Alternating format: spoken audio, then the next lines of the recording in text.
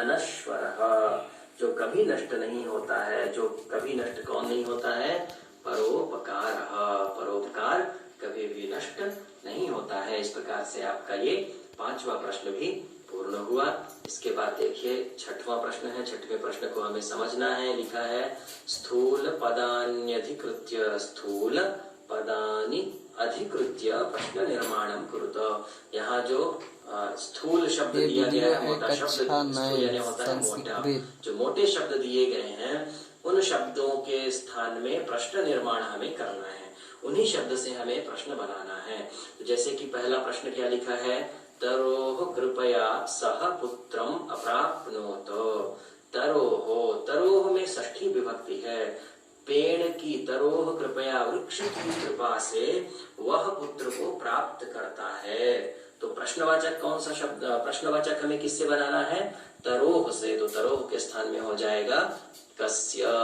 ध्यान रखना है, अगर षष्ठी विभक्त्यंत शब्द है तो प्रश्नवाचक भी षष्ठी विभक्त्यंत ही होगा। यानी जैसा जिसका जैसा शब्द होगा उसी विभक्त्यंत प्रश्नवाचक शब्द भी होगा। जैसे कि सह कल्पतरवे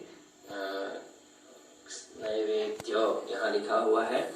देखिए इसको हम समझेंगे। यहाँ क्या लिखा है एक बार देख लेते हैं। यहाँ लिखा हुआ है, देखिए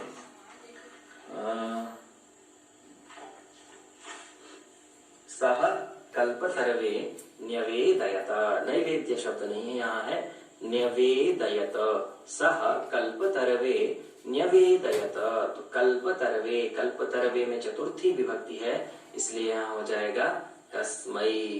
तो सह कस्मै न्यवेदयत। अगला शब्द है धन वृष्ट्या कोपि दरिद्रः नातिष्ठत। अर्थात धन वृष्ट्या, जब धन की वर्षा होती है तो कोई भी दरिद्र नहीं रहता है। तो धन वृष्ट्या यहाँ स्थूल शब्द है। धन वृष्ट्या तृतीयांत शब्द है, इसलिए इसका प्रश्नवाचक भी तृतीयांत होगा कया। इस प्रकार से चौथा प्रश्न है कल्पतरुः पृथिव्याम धनानि अवर्षत। पृथिव्याम से हमें प्रश्न निर्माण करना है। पृथिव्याम में सप्तमी विभक्ति है, तो इसका प्रश्नवाचक भी सप्तमी विभक्त्यंत होगा। तो पृथिव्याम के स्थान में हो जाएगा कस्याम। अगला शब्द है जीवानुकंपया जीमूत वाहनस्य सह प्रासरत। यसः प्रासरत, क्या अर्थ हुआ कि जीव की अनुकंपा से, प्राणियों की अनुकंपा से जीमूत वाहनस्य सह प्रासरत, प्राणियों के ऊपर उन्होंने कृपा की थी, इसलिए जीमूत वाहन के यश की प्रसिद्धि हुई। तो यहाँ शब्द है जीवानुकंपया। जीवानुकंपया शब्द से हमें प्रश्नवाचक शब्द बनाना है। तो जीवानुकंपया के स्थान में क्या हो जाएगा? कया। कया जीमूत वाहनस्य यशः प्रासरत जीवानुकंपया। इस प्रकार से छठवां प्रश्न भी आपका पूर्ण हुआ। इसके बाद है 7वां प्रश्न है। 7वें प्रश्न को हमें समझना है। क्या करना है यहाँ? स्वस्ति तुभ्यम, यानी तुम्हारा कल्याण हो। स्वस्ति शब्दस्य योगे चतुर्थी विभक्ति ही भवति। यानी स्वस्ति शब्द के योग में, स्वस्ति शब्द के योग में जहाँ स्वस्ति शब्द का संयोग होता है, स्वस्ति शब्द जहाँ होता है वहाँ चतुर्थी विभक्ति होती है। इत्यनेन नियमेन, इस नियम के द्वारा, या अत्र चतुर्थी विभक्ति ही प्रयुक्ता, यहाँ चतुर्थी विभक्ति का प्रयोग किया गया है। एवमेव, इसी प्रकार कोष्ठक गतेषु पदेषु, कोष्ठक में स्थित जो पद हैं, यहाँ देखिए कोष्ठक में स्थित यहाँ पद हैं। कोष्ठक गतेषु पदेषु, कोष्ठक गत जो पद हैं उन पदों से चतुर्थी विभक्ति प्रयुज्य रिक्त स्थानानि पूरयत। चतुर्थी विभक्ति का प्रयोग करके रिक्त स्थानों की हमें पूर्ति करनी है। जैसे कि स्वस्ति राजा, पद है राजा, शब्द है स्वस्ति, तो स्वस्ति राजा, तो राजा के स्थान में क्या हो जाएगा? राज्ञी राजभ्यः, दोनों हो सकते हैं।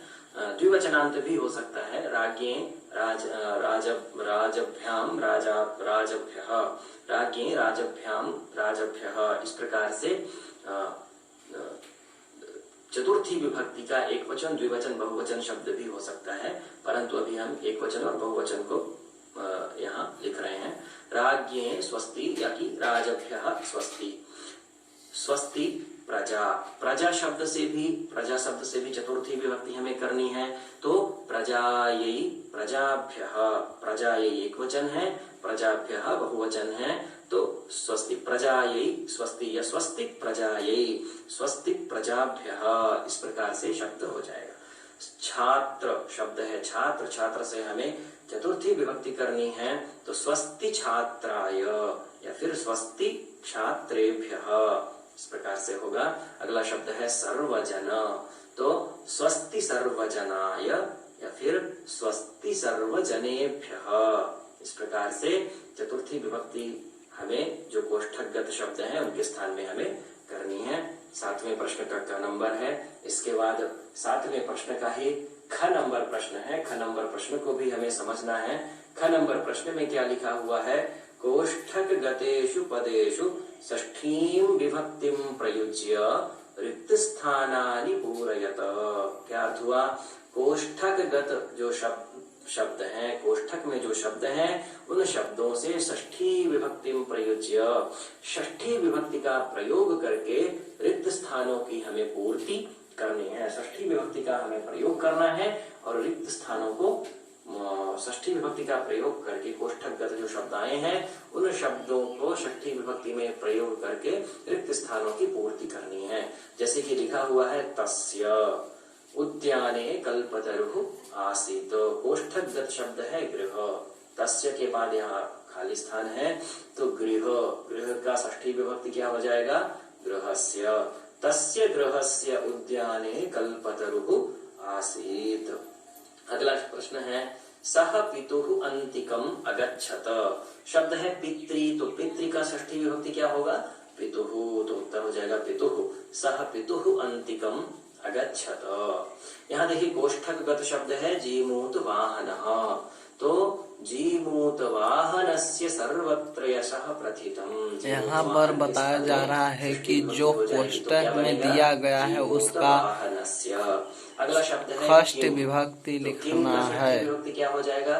कस्य। किम, जैसे किम का षष्ठी विभक्ति कस्य, किम के स्थान में हो जाएगा कस्य। इस प्रकार से आपका जो चौथा पाठ है सेमुश्री पुस्तक का, उसके प्रश्नोत्तर पूर्ण हुए।